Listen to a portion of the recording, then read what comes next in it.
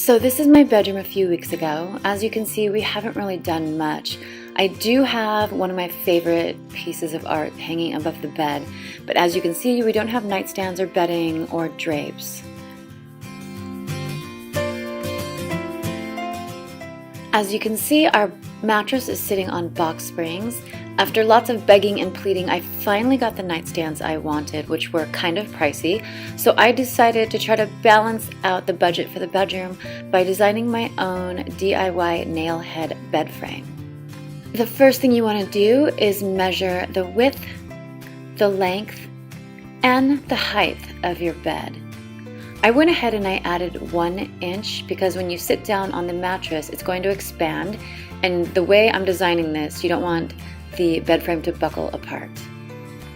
Turned out to be a beautiful day for my DIY project, so I'm going to go ahead and get started. As you can see, I have 2 boards cut to the length and 2 boards cut to the width of the bed. All 4 boards are the same height.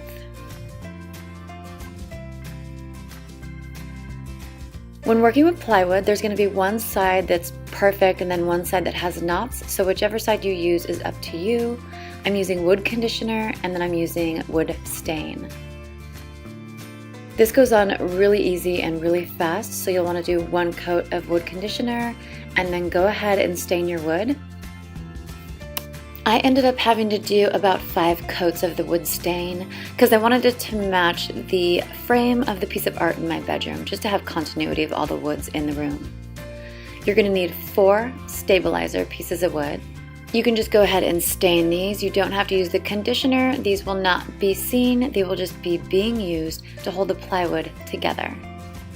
So now that I have the wood stained, we're going to go ahead and start with the decorative part of the design.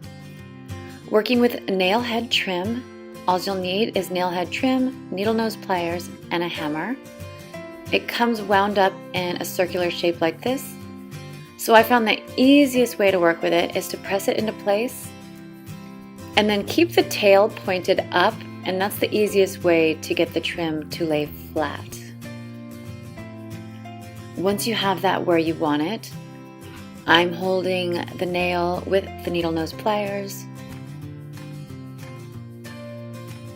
putting it into place, and then hammering it into place. You get better momentum with the hammer, holding it 1 inch from the base. And then all you want to do is continue all the way down until you have the entire board accessorized with nail head trim.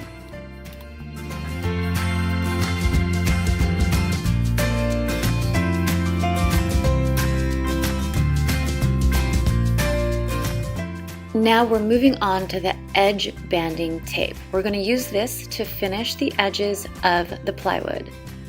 This is the same stuff that is used to make all the IKEA furniture. So it has an adhesive that is easily applied with the iron.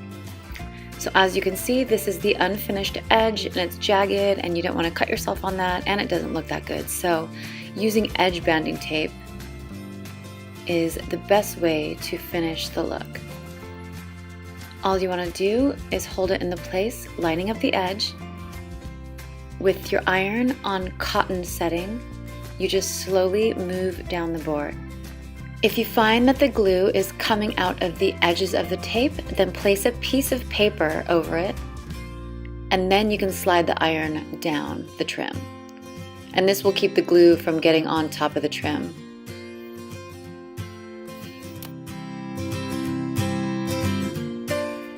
Alright, now it's time to put it all together. I wanted to show you guys a style option, so I left one side of the board stained with only 1 coat.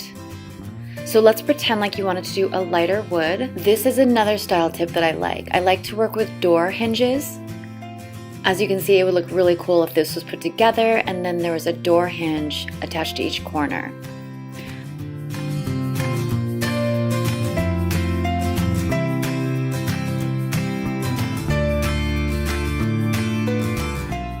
Moving on to our design, as you can see, I am putting the front panel in front of the side panels.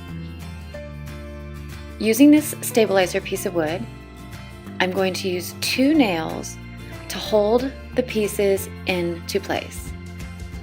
Plywood is very thin, so if we were to nail them together without this, it's very possible that the wood could split, and then we would be DIY done. Waste of money, waste of time. So I'm just going to put 2 nails in, one in the bottom, one in the top.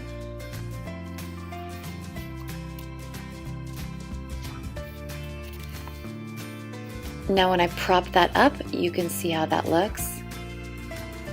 Now I'm going to slide this into place. As you can see, that edge is not stained because the front panel is going to go right on top of that.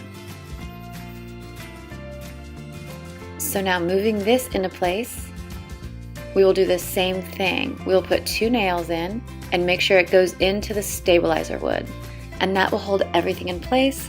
If your nails don't match, you can go ahead and stain over them.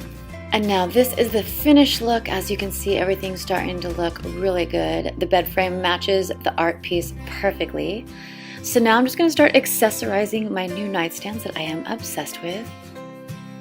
Just doing a few books with a clock on top of it, an orchid, and then when I move over to the other side, a little less, just a picture frame and a candle.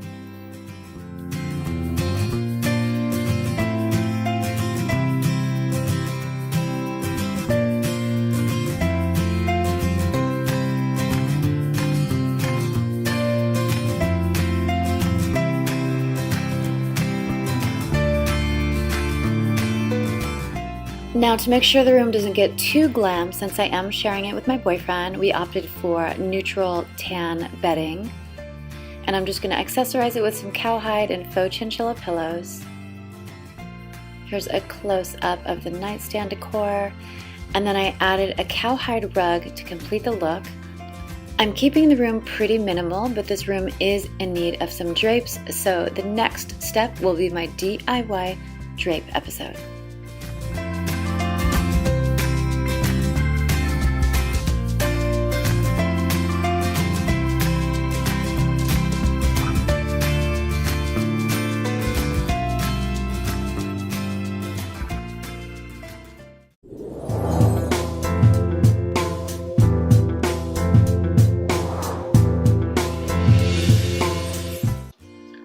So this is my bedroom a few weeks ago. As you can see, we haven't really done much.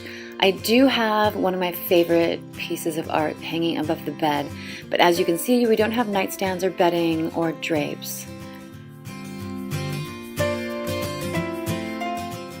As you can see, our mattress is sitting on box springs. After lots of begging and pleading, I finally got the nightstands I wanted, which were kind of pricey. So I decided to try to balance out the budget for the bedroom by designing my own DIY nail head bed frame. The first thing you want to do